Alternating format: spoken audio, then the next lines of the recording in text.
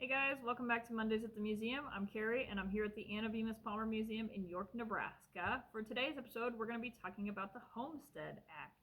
So, May 20th, 1862, the Homestead Act passed and it was planned to be implemented January 1st, 1863, which is 160 years ago today.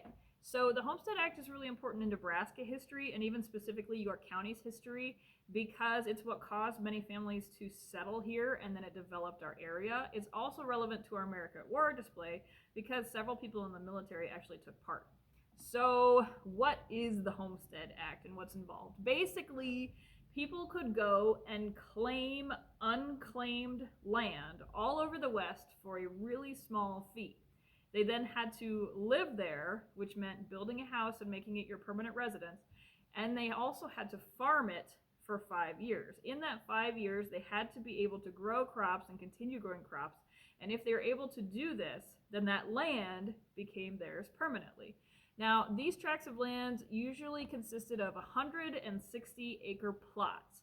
And because you needed to prove that you were continually growing crops and that you built the house and you were living there, you also needed witnesses to verify this. So 2 witnesses were necessary, but if you were able to build a house, live there, grow crops, continue to grow crops, and then you had 2 people that verified this, you were then given this land.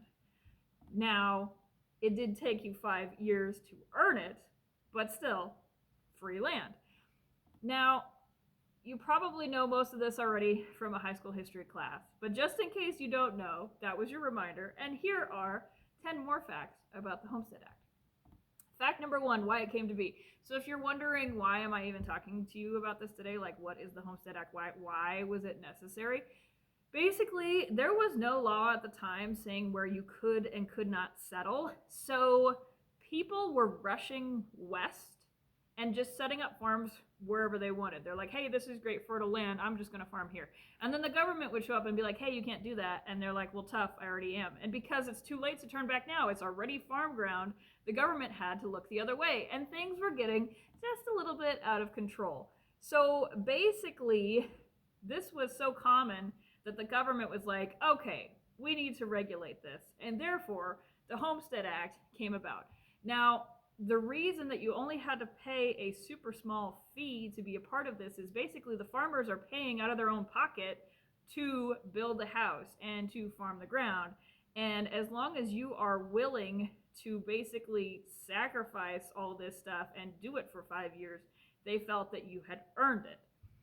Fact number 2, the Homestead Act was signed by none other than our friend Abraham Lincoln. Now, Lincoln was all about keeping our country together, but he also knew that expansion was an important way to extend our resources. Now, at the time, the West was this super vast, open territory, and the Homestead Act was a way to take advantage of that while keeping it regulated. It also lured a lot of outside countries, especially people from Europe, so our culture grew as well.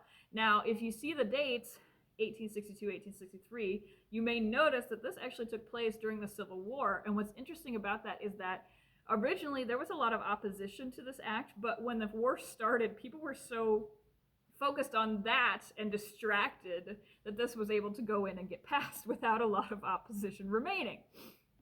Fact number 3, the first person to submit a claim under the Homestead Act was actually a guy in Nebraska. Daniel Freeman, a farmer who was originally from Illinois, submitted his claim minutes after midnight. Remember, it went into effect January 1st, 1863 at midnight. His claim went in minutes after midnight, so it's generally perceived that he was the first one. He did so at the land office in Brownville, Nebraska on January 1st, 1863. And basically, Daniel led kind of an interesting life. He married a woman named Agnes Suter who was originally engaged to Daniel's brother, but this brother died in the Civil War, so then Daniel went and married Agnes instead.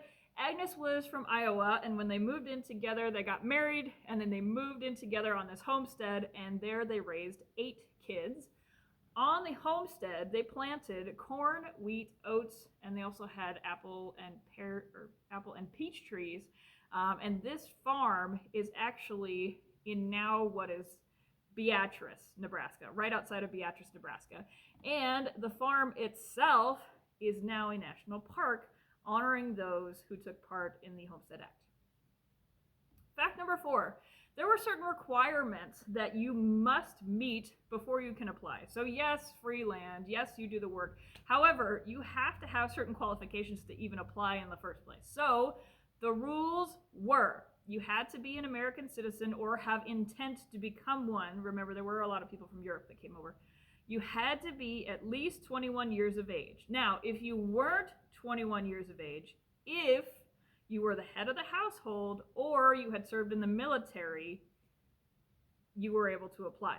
Also, if you were in the military, it said that you could deduct the time that you had served away from that 5-year time limit, which is why so many military people took advantage of this. Fact number 5, women could apply, and they often did. Now, if you were married, usually it was your husband that would apply because the husband was the head of the household. But if you were a single woman, you could still apply because you were the head of the household. However, you had to be willing to stall any marriage attempts for those 5 years for the lands to move forward because you had to remain the head of the household. Now, one instance of this in Nebraska history was the Christman sisters. So there was Lizzie Christman, and they're outside of, they're in Custer County, Nebraska. So Lizzie Christman, she filed in 1887, and then right after that, the year after that, her sister Ludi filed. And what they did was they actually alternated living in each other's households so that they could both remain the head of their own household and yet not actually live alone. So they alternated, which I just thought was so cool. Fact number 6, there was help in finding land. A lot of people that moved here were familiar with the landscape. How do you even, like, if it's me, where do you even start, right? So no, there were these people that were basically like land locators, and they would help you to locate the unclaimed land. And ironically, usually it was somewhere near their own homestead, and they did this because they wanted neighbors nearby, and also it was really helpful for witnesses. Hey, you're my neighbor, you see me doing this, you see what it started with, you see what it ended with, you can verify the story and help me earn the land. Fact number 7, just because you were given free land doesn't mean that everything was easy. So this signed, it went into effect 1863. However, by 1890, most of the fertile land was taken, and all that was left really was dry land. And because it was only 160 acres, it was hard to make a profit on these crops. Later on, the land size increased to 264 acres. But at that time, these early homesteads, a lot of them actually failed. Not all of the people that took part in this were rolling in the dough. I mean, it's free land. People are going for the free land, but they still had to pay for things like farm hands and tools and seed and livestock, and sometimes that could be too much. So several did fail. Fact number 8, even though many did fail, 1.6 million farmers and ranchers did fulfill their contracts and move forward. So out of all of the land in the entire USA at this time, roughly 10% was included in this and given away. So that means basically 270 million acres were distributed during this time. Now, we talked about military people involved, but there were a lot of people from Europe that moved over here as well, and this is because they're looking for a better life, and America is supposed to be the land of opportunity. Fact number 9, not everyone was a fan of the Homestead Act. So while there was some positive in the expansion, there was also a very negative reaction in our relations with the Native Americans. The rule was the land had to be vacant, but for some reason, there were people settling on Native American territory, and they were included in these tracts. Now, obviously, if somebody settles on your land, you're not going to take too kindly to that. Another aspect that wasn't really positive was there was a lot of deforestation. Basically, suddenly everything's farmland. So you're cutting down trees and you're scaring off the wildlife.